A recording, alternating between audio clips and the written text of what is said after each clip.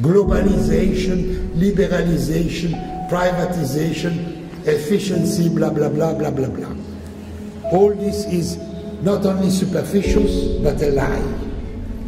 Globalization is nothing new. The free world, free for whom? Were the people colonized in Africa free?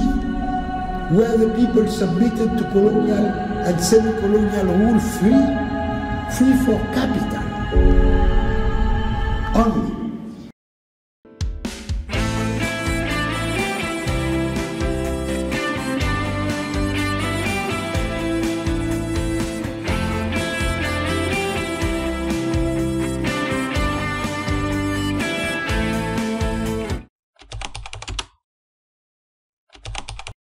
Ni hao, good morning,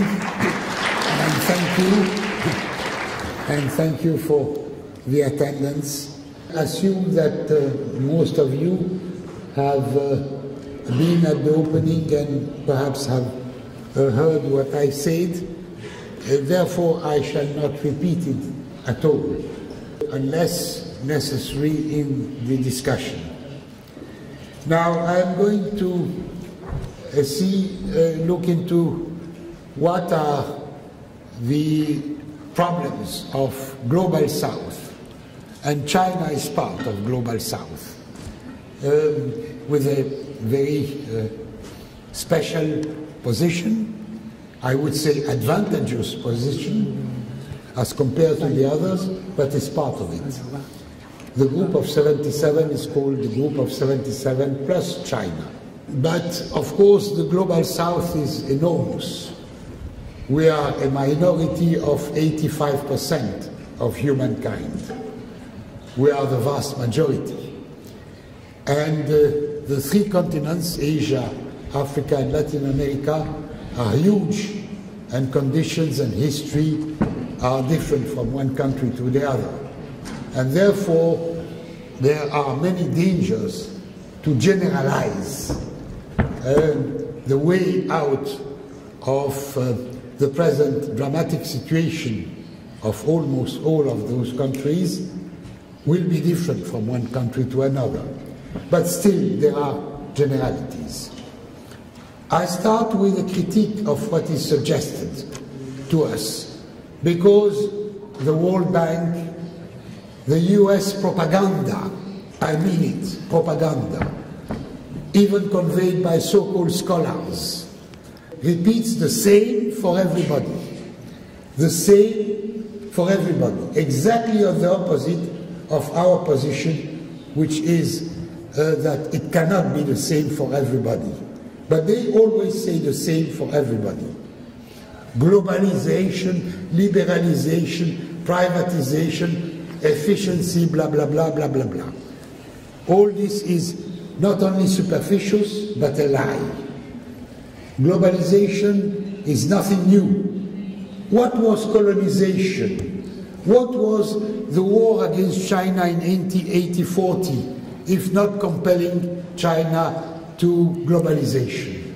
What was the colonization? The ugliest form of globalization. But certainly globalization, as everything, has changed, and we have moved into a new era of globalization. Globalization is nothing new. Then they say the capitalist countries, the advanced capitalist countries, which they don't call capitalist, the advanced countries, have achieved efficiency, etc., etc. You must go on the same road. You come later, but you go on the same road, without questioning if it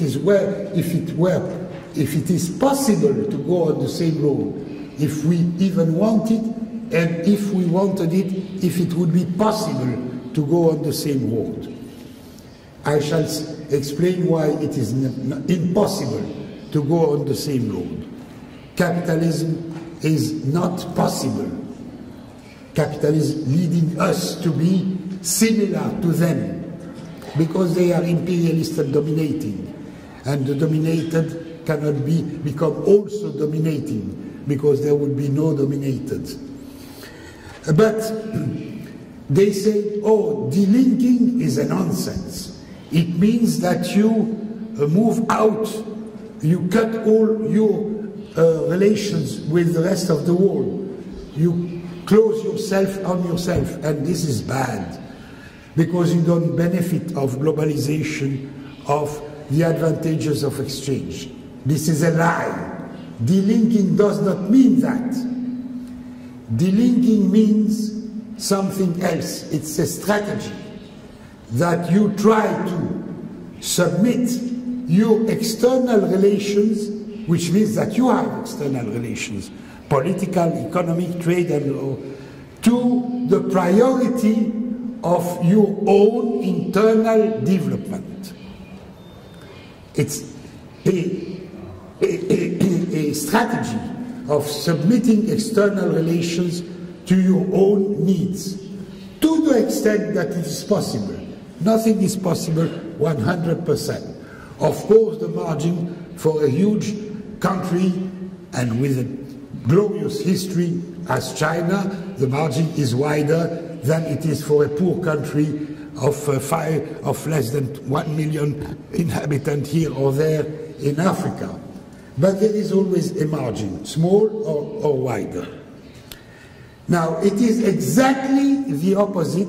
Delinking is exactly the opposite of what is suggested to us, which is structural adjustment. Structural adjustment is that you, the weak, adjust to the need of the strong. That is, you accept submission. Structural adjustment is Congo should adjust to the needs of the US. Why the US should not adjust to the needs of Congo? The opposite. So the opposite is delinking. Is that we try to, and we succeed never 100%, we succeed more or less to compel the other, the stronger, to adjust to you. Now, that had to be said from the very beginning, because many of you have been brainwashed by the US propaganda, by US universities, saying that there is no alternative but capitalism and globalization. Now, that is my small introduction. Now I shall deal with three sets of problems. One, what is new in capitalist imperialism today as compared to what it has been in the previous periods of recent history. Because if we want to know what are the challenges to which we are faced, we cannot remain on generalities such as capitalism, imperialism. They are realities, but these are realities who have changed throughout recent history, throughout history and recent history. And we ought to be precise on what are the challenges today.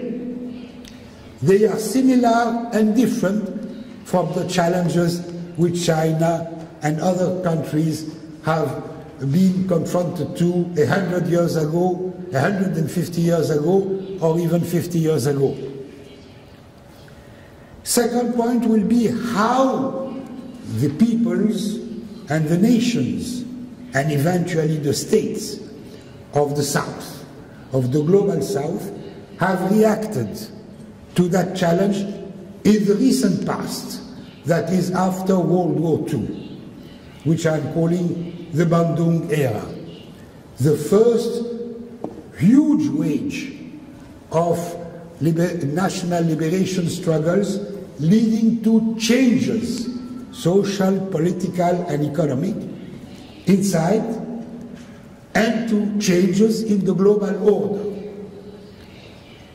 And third point will be, and what about today?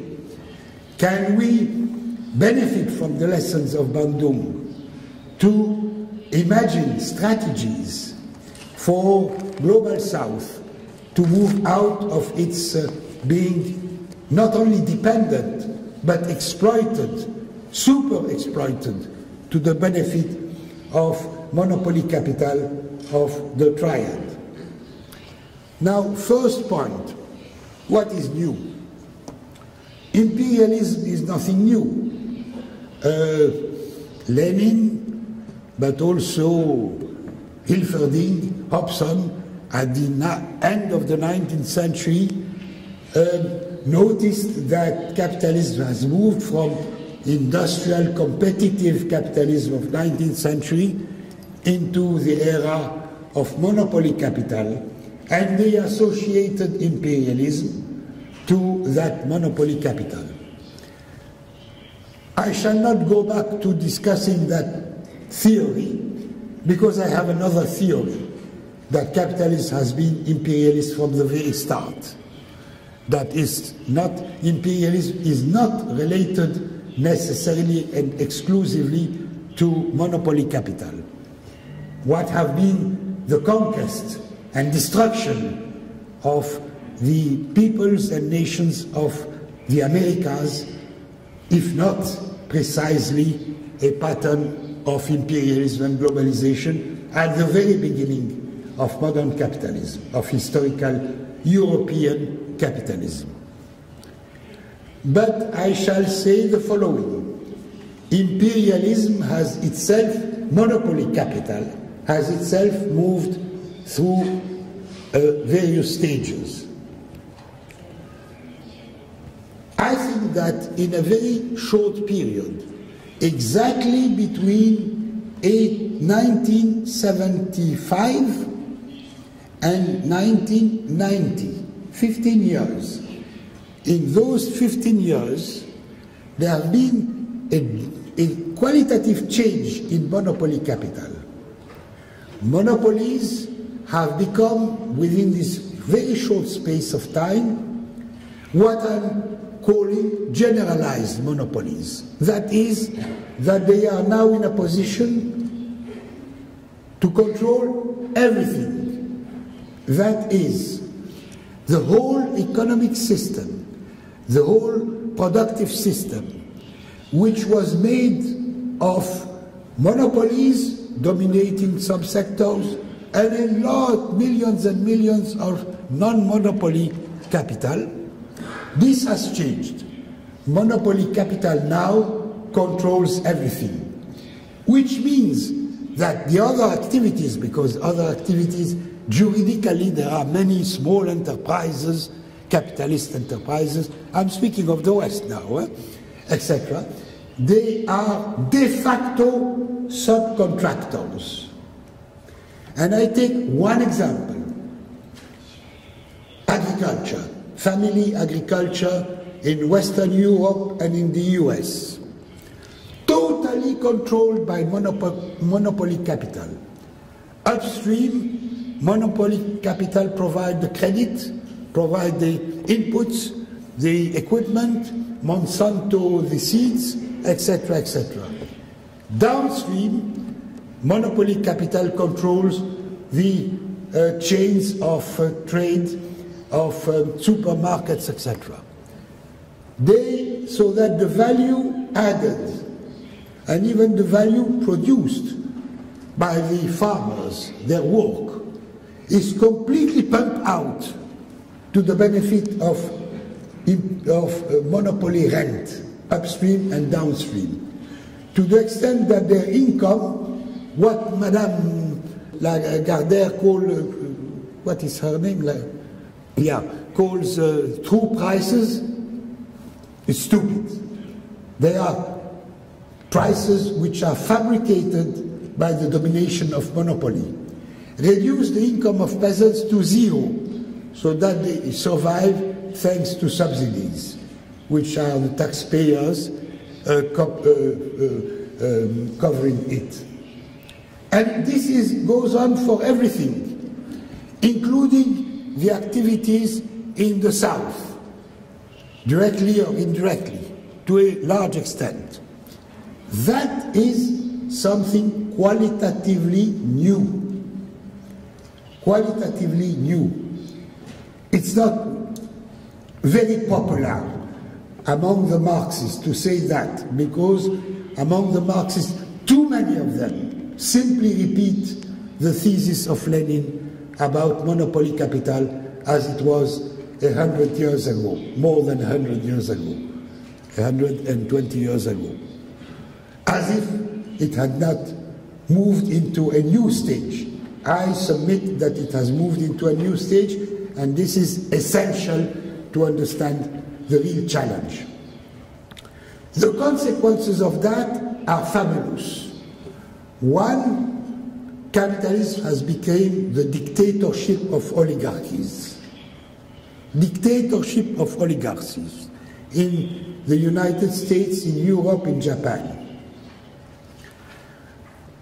The demonstration in New York with the 99% is correct. 1% is controlling everything in the US, and even less than 1% in the number of people. Now, second, that means that it's the end of democracy. Democracy has become a farce. Electoral democracy leads nowhere, because if any majority would be against the dictatorship of the oligarchy, they are annihilated immediately and compelled to adjust. Now, the other consequence of that is that we have moved, imperialism, the word imperialism, corresponded in the time of Lenin of imperialist powers, countries, plural. There were British imperialism, it was the dominating, US nascent imperialism, German imperialism, moving on, French imperialism, traditional, etc.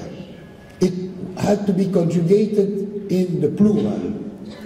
Today we have the collective imperialism of the triad, that is US, Western and Central Europe. I don't speak of Eastern Europe, they are semi-colonies of Central Europe, of Germany in particular,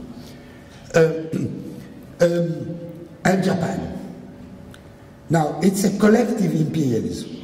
One may say, oh, Samir Amin is on the line of Kautsky with the theory of super-imperialism, etc.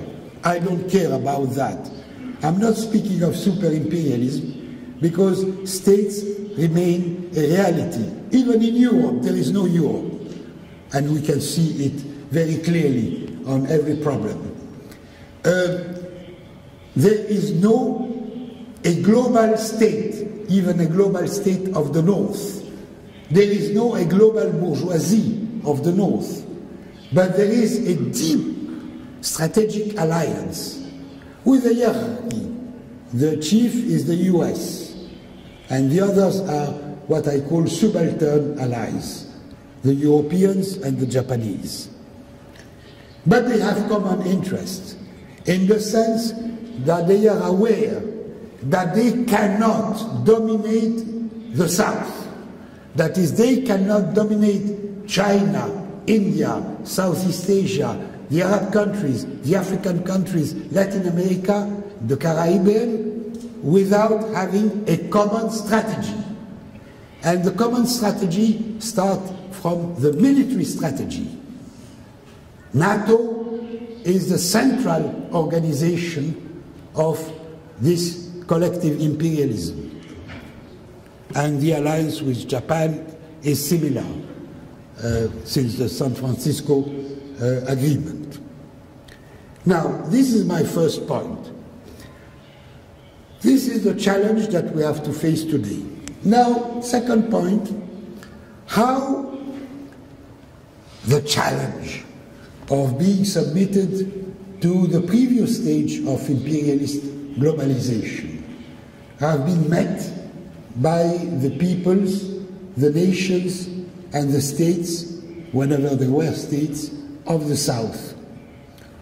It is post-War II. World War II has created a new situation. Nazism was defeated. It was not defeated by the Americans. It was defeated by the Soviet army, almost alone. 90% of the effort. Japan was defeated. It was defeated by the Chinese people. It was not defeated by the Americans, even if they achieved their victory by bombing. Now, it had created, therefore, a new situation in which the peoples of Asia and Africa, who had been compelled to accept being dominated and had adjusted or tried to adjust to that. Not for so long. We have a long history. We are in China, long history. I am Egyptian, a long history. So for us, 100 years is a small drop in the ocean of our history. But had been compelled to. Now they started, no, we shall not accept it. And the victory, the fantastic victory of the Chinese people led by the Communist Party in a war of liberation against Japanese, but simultaneously a peasant revolution and simultaneously a revolution with a socialist communist perspective, have changed the relations. It's no surprise that a few years later, 55, the countries of the South, or many of them, meet in Bandung, Indonesia. Now, in 1947 or 48, 47 I think, Truman, in fact it was not Truman, it was Churchill. Truman could not think by himself, but Churchill thought for Truman, said the world is divided in two camps. The camp of freedom and the camp of communist slavery. Communist slavery was, at that time, Soviet Union and Eastern Europe. China was not already liberated. And the rest is the free world. Free for whom? Were the people colonized in Africa free? Were the people submitted to colonial and semi-colonial rule free? Free for capital. Only two worlds. The free one, free for capital, but including enormous mass of people oppressed by capital, by their capital, and so-called the empire of sin, the communists. 1 year later, Zhdanov wrote a report, and it is a Stalin report, saying the world is divided in two camps. The camps of socialism, restricted to, at that time, 48, Soviet Union and Eastern Europe, and the camp of capitalism, the rest of the world. Very similar to the description, but only qualifying differently. The two ignored the South, ignored the people who were in struggle against the really existing capitalism. I do remember, because of my age, that I participated in 1951, 52, 53 to a group of communists of the Middle East criticizing the Zhdanov report. Of course, Truman, we don't accept it by definition, but Zhdanov saying no, there are not two worlds, there are three worlds. There is the world of socialism that we recognize as such, and China was already in now, and the world of imperial powers, the global north, US and Europe and Japan, Western Europe, and the third world, the south, were in a struggle for simultaneously national independence and social and economic development, without qualifying it as necessarily socialist for everybody at that point in time. And therefore there are three rules. I can tell you that we were in contact with Zhou Enlai in that time, and that we criticized in a very diplomatic way Zhdanov, saying that it was good report but not enough, because it did not give its importance to the coming growing struggle of liberation of the peoples of Asia and Africa. And the answer we received from Zhou Enlai was, think by yourself, which is a very diplomatic way of saying, perhaps you are not wrong. And on this basis came Bandung, April 55. In Bandung I know also that Gamal Abdel Nasser traveled from Rangoon to Jakarta with Zhou Enlai. And it is Zhou Enlai who talked with him about the new situation. And that also changed a lot of things. Now, what Bandung said is the following.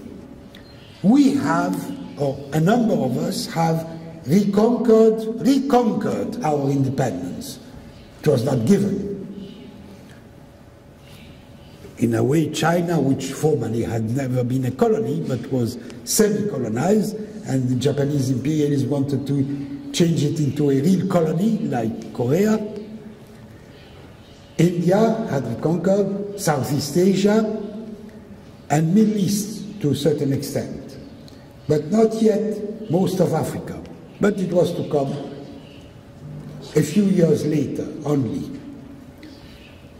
And some had already started the war of liberation. The Algerian War has started in 1954. And the Portuguese colonies were to move in very fast in 1960, which accelerated the process of reconquering the independence. But Bandung said, we cannot consider that having reconquered our independence is the end. It's the beginning of the struggle for constructing our own modern economy. They did not specify whether the road should be the capitalist or the socialist road, or something associating the two, but rebuilding or building our economy. It was left to the governments now and the popular movements to make clearer what they meant. But the target was clear.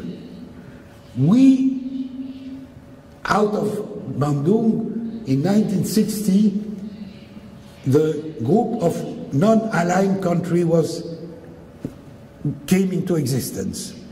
And all or almost all the countries except the lackeys of the US and all the countries of Africa, including all those who were called and were neo-colonies, joined.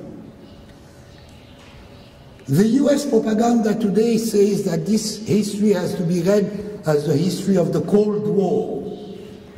That is, two actors, US and Soviet Union, and all the others are allies or lackeys of one or the two. This is the concept of the Cold War.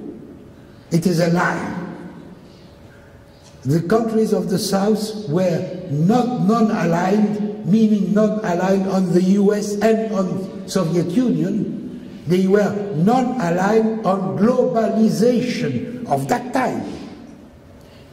And this is why Nyerere could invent a few years later the word self-reliance. I used some year even before, delinking, deconnection. As you know, it has been immediately explained voluntarily, lying by the World Bank. And I said, yes, what we have to do, and this was not my personal position, it would have had no weight, but it was the position of enormous parties, communists and others, and national liberation parties, that we have to compel imperialism to, they adjust to us, to what we need. That is, we should control as far as possible, not only our trade, but investments, but also try to support one another as far as possible. That is, build South-South solidarity, which was at that point in time more a political and eventually a military solidarity than an economic. We were all poor, practically with no industry, nowhere. And therefore, we could not develop among us important economic trade exchanges. But we had political solidarity and military. We have had it, and this is this political and military solidarity between the countries of the South, which have facilitated the struggle of the African people to reconquer their independence, facilitated the military victory of the Algerians, the Portuguese colonies, facilitated the victory later against apartheid in South Africa. Now, this was political solidarity. Now, what was very clever from Soviet Union is Soviet Union and China were isolated after the World War. They had not chosen to be isolated. The Cold War against Russia, Soviet Union started in 1917 and it never stopped, as I said. China was also, Soviet Union was able to break that isolation by saying, yes, we support Bandung, we support your struggle. And they did support it, including in providing arms to those who had to struggle for their liberation, which I approve. It was not interference, it was supporting people in their struggle. China was part of Bandung and therefore did not, they also broke the isolation through Bandung. Now what Bandung has achieved and what it has not achieved. Bandung has achieved a lot. For people of my age who remember our countries in Africa, considered as savages by the so-called civilized Europeans, with no school, no hospital, nothing, the most brutal forms of exploitation, cattle slavery. And today Africa, whatever ugly might be a government here or there or in many places, has nothing to do. In 1960, at the independence of the Belgian Congo, there were 9 Congolese who had gone through studies beyond the secondary school. 9. 6 churchmen, and 3, I don't remember if they were 2 doctors and 1 lawyer, or 2 lawyers and 1 doctor. 30 years later, with the Mobutu regime, one of the ugliest regimes in the history of humankind and in the history of Africa, this figure is now more than 1 million. That is the ugliest African government has done 1 million times or 100,000 times better than colonization. To say that Bandung has achieved nothing is laughable, is simply laughable, enormous. Now, depending on the struggles, Bandung was legitimate because at that point in time in 55, the governments, and I would say in 60 for Africa, the governments were the product of the national liberation struggles, whether the Communist Party in China or whether, including a neo-colonial, Houphouët-Boigny, a very pro-capitalist reactionary leader, but was the leader of the Parti Démocratique of Côte d'Ivoire, which was the party of national liberation and struggled for it. The governments were, to that extent, legitimate. And the one party was not one party because it was decided to be so. It was the result of history, of the unity of the people in the struggle, which had created a one party, in most cases, which was legitimate because it was the party of national liberation. There was coincidence between the states, the nation, and the people. That coincidence gave to Bandung a very strong, and the non-aligned movement, a very strong power. And indeed, during something like 20 years, imperialism was compelled to adjust. That is, to accept its retreat. It was not defeated. Its retreat. And negotiate. It was the time of negotiation on anything. Trade, investment, or political questions. Now, but now we have to see what were the limits. We, the communists, we were divided into 2 tendencies. I'm not saying that one party was on one side, another side, but 2 tendencies operating in a very complicated way everywhere.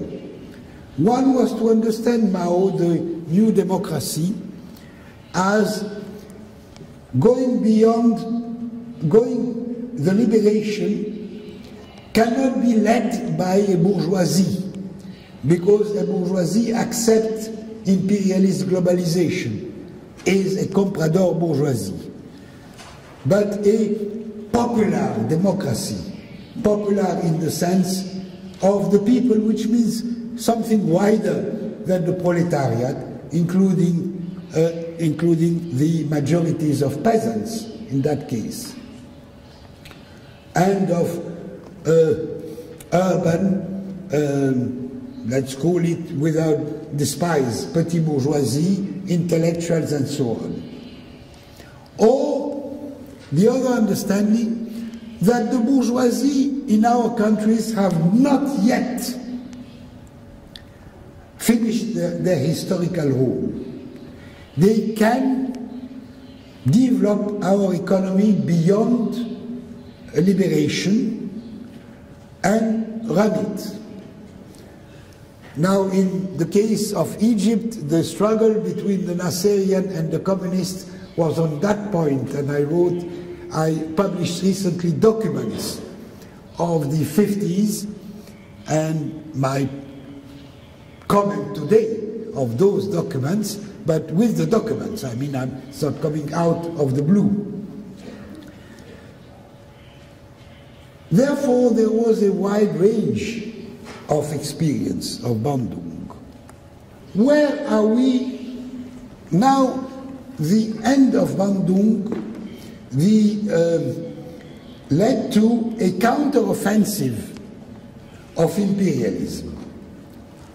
With, it's very typical, the structural adjustment, that is, you adjust, you accept to be recolonized, you accept to be dominated again, but in the new conditions, that is by the modern monopoly capital, not the capital of yesterday. Almost all countries of the South and the East, with the explosion of the Soviet Union, with the reconquer of Eastern Europe by Western capital, with the end, or the tragic end, of the national popular regimes of the South, with the change in China to a certain extent, and I would say after Deng Xiaoping, as of the 90s, we have had this very unilateral view that there is only one way. This way is close to us. Europe was able to move to industrialization in the 19th century thanks to two advantages. One, the type of industries of the time, which was massively labor using, and second, immigration to the Americas. In 1500, the Europeans, and there were no Europeans out of Europe, were 18% of the global population. In 1900, Europeans in Europe, plus European descent, basically in America, 36. That is immigration which allowed the Europeans to create in population another Europe.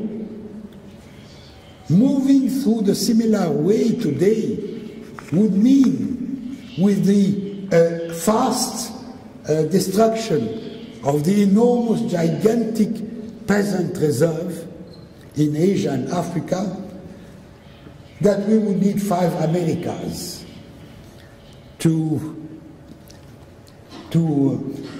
emigrate to. So it is closed. It is absurd to say, do as we have done. We have to do it otherwise. The otherwise, I would summarize it into 3 points pretty quickly now. One, we need for each country, big or small, a sovereign project.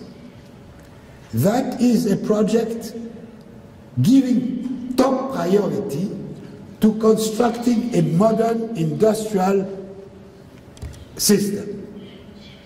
It's easier in a larger country.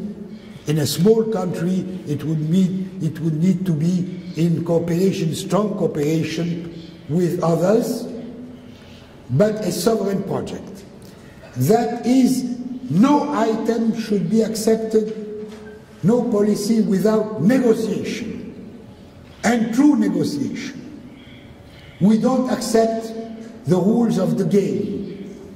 Competition, open competition, which provides efficiency, all this blah blah. Efficiency for dominating and exploiting, not efficiency for constructing our own future. Negotiate a sovereign project. That is very important, because today the ideology of so-called globalization is that we should not insist on our national, it's nationalism, it's quasi-chauvinism, it's narrow-minded, we must open, etc., etc. Open means Americanized. So that is one. Second, this industrial system should be interconnected, connected with a pattern of agricultural development different from the capitalist one. Because the capitalist way was to reduce fast the rural and agricultural population, which was, as I say, made possible because of the massive labor-intensive industries and the massive emigration, and both are close to us today. Therefore, another pattern of revival of the peasant agriculture as opposed to capitalist agriculture.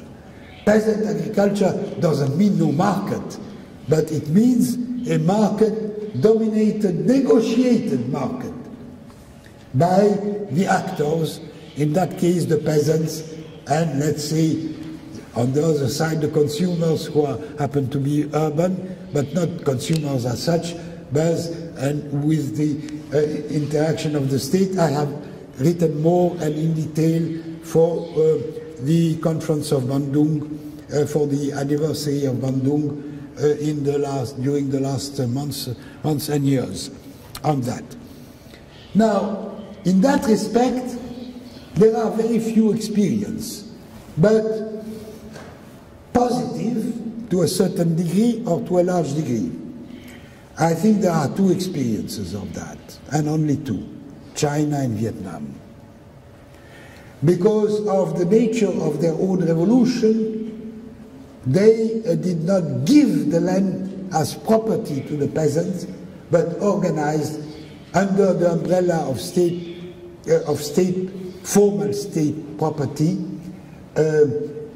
access to land, more or less just or unjust, with nothing is perfect, to land. And now I visited 2 years ago in China with Lao Qinshi, Wen Tiejun and others, a lot of experiences in 9 provinces or 8 provinces of China, of the attempt of renewal of the peasant agriculture, not as a folklore or a museum for tourists, but with a dynamic of moving up the potential productivity of that peasant agriculture. Nowhere else. And last week, not only 10 days ago, I was in Cairo. We had a meeting with the peasant organization who are struggling against capitalism, which is dispossessing at a fast rate the poor and middle peasant to the benefit of the rich peasant, but also of the modern agribusiness, Egyptian associated as subcontractor of international, basically European and US. Now, that is the question. Now, this, I have no a formula for everybody, because it depends on the historical conditions and on the natural and other conditions, but the principle should be the same. The third one, the third point, and this is my last point, in that program, would be to recreate South-South solidarity. I don't speak of cooperation, solidarity, which of course is one political solidarity, including eventually military solidarity against the aggressors, are always the same, the US and the Europeans behind, and the menace of Japan. But also, we now can have more than trade. And China has a big responsibility in that, or a special responsibility, because China is among all the countries of the South the most advanced on many fronts, on industries, industrial capacities, and therefore, and technologies, the mastering of technologies. Other countries have, to lesser degree, but various degrees, that also. China needs access to raw materials. Needs. And we can provide that. But not just on a trade agreement, we sell and we buy, but within a framework of industrialization. And that would be better for China, because if China tries to do as the imperialists, it will fail. Because the imperialists have one weapon to impose their plan. We can bomb you. Chile, 11 September for me is not the famous 11 September, it's the assassination of Allende by the US, elected president. If you don't agree on copper in that case, we destroy you and we bomb you. China has not the means to do it. And therefore, if you imagine in China having a similar policy in the name of globalization, you will fail. But if you understand it as Zhou Enlai understood it at the time of Bandung, of solidarity, you will win. And we will all win with you. Thank you.